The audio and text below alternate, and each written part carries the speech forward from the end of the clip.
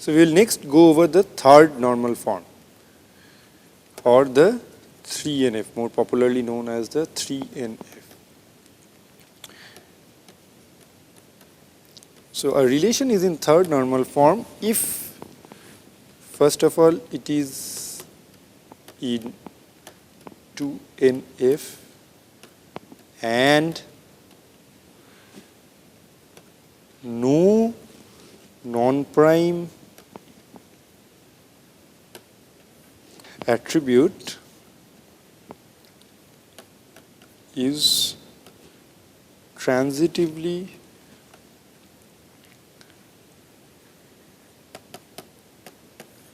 functionally dependent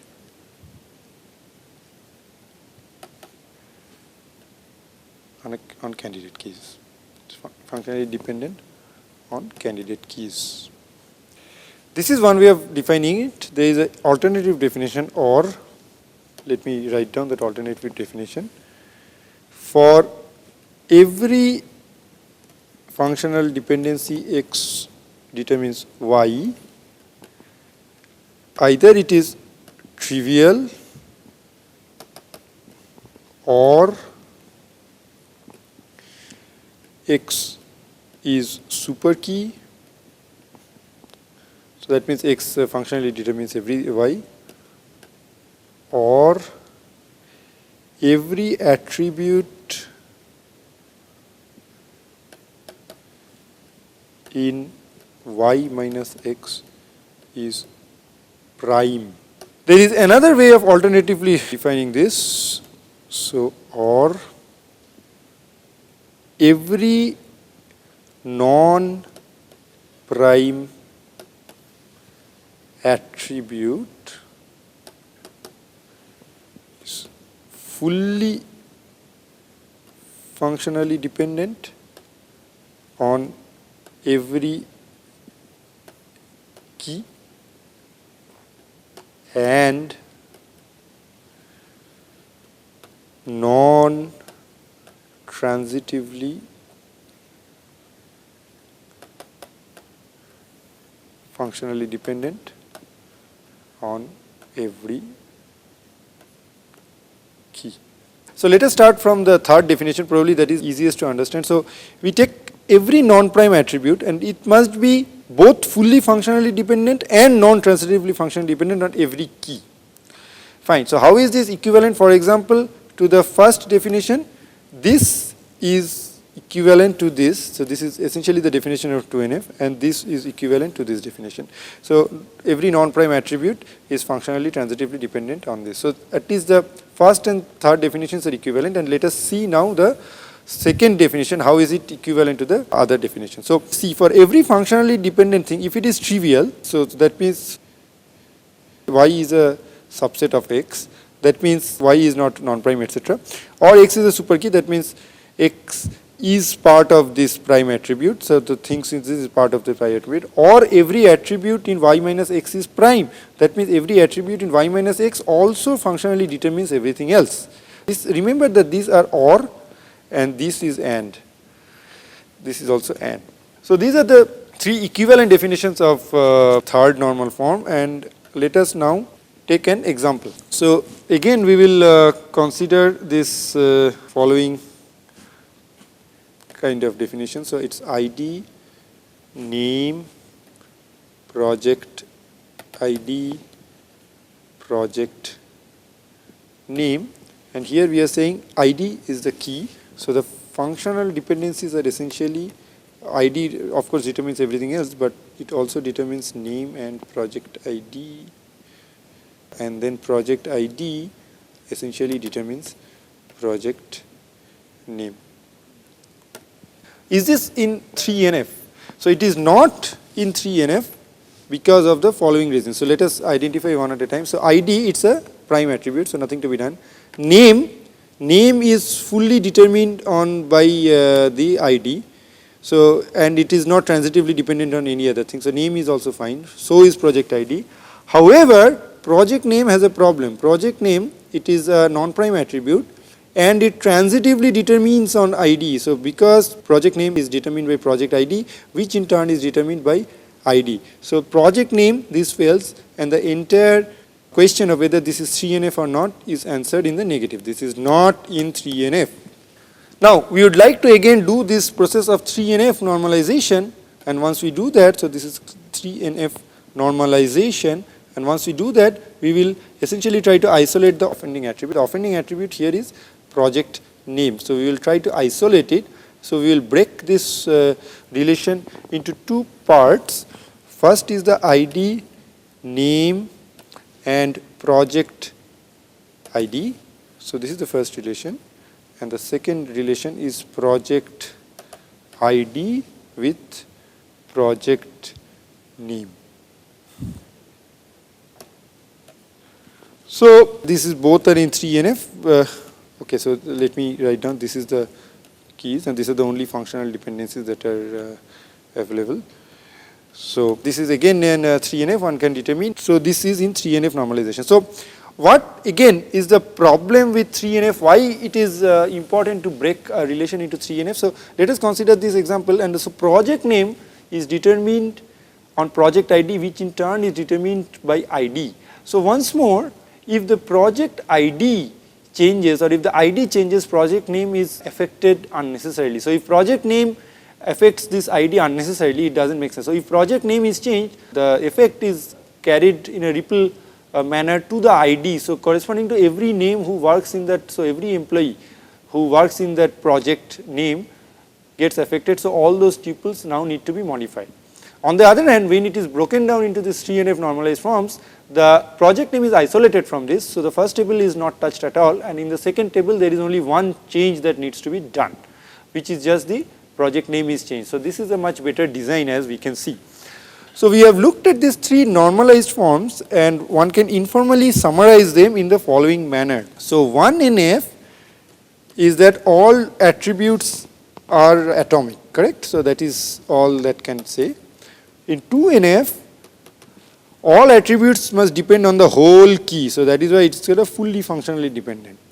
And 3NF, all attributes must depend on nothing but the key, or nothing. So it is of course in 2NF and nothing but the key. So that means there is no transitive dependency. It must depend only on the key. So this is of course, I mean, informal way of remembering what the 1NF, 2NF and 3NF does. So how do we determine if a relation is in 1NF? There should not be any multi-valued attributes or nested relations, etc., etc. And in the 2NF, it should fully functionally depend, and in 3NF, it should transitively depend. So that's the way to do it. And how does one remedy the, so if a particular relation is not in 1NF, then what one needs to be done is that offending attribute, the multi-valued attribute, the nested attribute needs to be broken down into atomic attributes. What does one do when a relation is not in 2NF? The offending key, which does not fully depend on one of the candidate keys, is isolated. The same thing is done for the 3NF, the offending key, which is transitively dependent on a key. So those two functional dependencies are broken into two relations. So that is the way for normal forms. And let us do a little bit of example to ensure that the understanding has gone through. So here is an example that we will do. So this is L. We will just try to say what is the thing. Here is an ID, district, lot number, area, price, and rate. And this is the candidate key. Okay, so what are the functional dependencies in this? Of course, ID determines everything else because ID is the key. So ID determines this district, lot, area, and price, and rate. Now there are some other functional dependencies as well. So district and lot, if one knows the district and lot together, it can determine which ID it is in, which area it is in, and the price and rate of the plot of land that one talks about. So if one knows the district, then one can know the rate of the land that is being there, and if one knows the area in which where the land is located, one can know the price of the, no, because it's essentially area times the unit price, etc. So the first question is this in 1NF? The answer is yes, because we are just assuming that every attribute is atomic. So then the next question is it in 2NF? The answer is no. The reason why the answer is no is that consider this attribute, let us say rate. So rate depends on district and lot, and rate also depends on district. So it is not fully dependent on district and lot, so it violates this 2NF. So this is not in 2NF. The question then comes, is it in 3NF? Now of course not. Without any testing one can say this is not in 3NF, because if something is not in 2NF, it cannot be in 3NF. So this goes progressively. So now let us try to see how to do this 2NF normalization. So if one attempts to break it up into 2NF normalization, the following relations can be produced. So the L1, so we essentially need to get rid of all the offending keys in the 2NF testing method. So what one does is the following. This L1 is produced with the following attributes: area and price. This is ID, and L2 is simply district to rate. So that is what one tries to identify, and here the key is district, and the same functional dependencies flow through. So these two flows here, this again flows here, and this flows there. These are the functional dependencies. Now one has to test whether this is in 2NF or 3NF, etc. So L1 is in 2NF. By the way, if is probably it's easier to argue about L2. Is L2 is in 2NF? It is, yes. I mean, this is nothing to be done. This is very simple. It is in 2NF. Is L1 in 2NF? It is in 2NF because one can check that this all goes through. The question is now, is L2 in 3NF? L1 is in L2 is 3NF because one very simple rule is that if there are only two attributes and one of them is the key, and that's the only key, it is in any normal form that one can think of. This rate is determined only by district. There are no other functional dependencies to start with. What about L1? Is it in 3NF? It is not. The reason why it is not is that this attribute price is determined, it depends on ID, because ID is of course the key, but it also dependent on area. So that means ID determines, so this is the problem, ID determines area which determines price. So this is the offending key. So this is not in 3NF. Once more, if one wants to break it up into 3NF, then what does one need to do is to break this up into two more parts, and the first thing is L11, let us say, which is simply ID, district, lot, and area, and the third one is L12 is simply area and price. So the offending price is broken down into this thing. So this is area, and this again remains as ID. So these two functional dependencies are satisfied here, and this functional dependency is satisfied here. So then the test comes, this is in 3NF, of course, as I said, this is easy. Is this L11 is in 3NF? Yes, it is in 3NF, as one can test, because there is only one key so far, and the district and lot together determines everything else, but that doesn't matter right now. So this is all about 3NF. We will start on the next form later.